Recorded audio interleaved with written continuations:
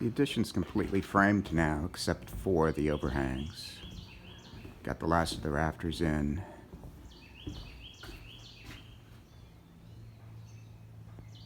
I've got those attached with a couple of screws for now. I may use some rafter hangers to finish those off, or just put in a couple more screws. Haven't decided.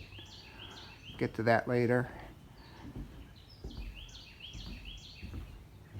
So all the heavy framing is done, and all of the edges of this structure are flush, so the rafters don't extend beyond the wall on the gable end or on the eaves end.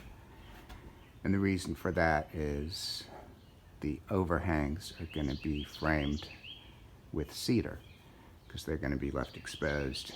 And cedar it's rough sawn cedar, so it's full dimension, so it looks period appropriate for this house.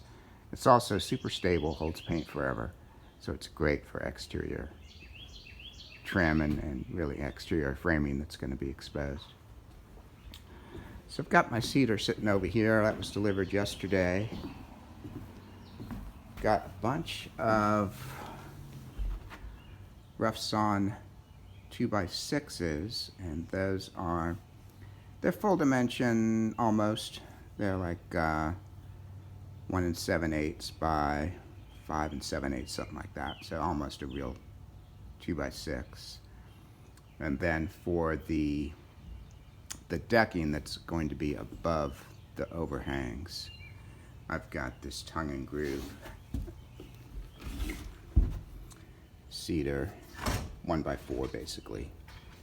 Tongue and groove cedar. All the cedar's going to get primed before I put it up, and then it'll be painted white when the house gets painted. The other thing I've got for the overhangs is a couple of 2x10s.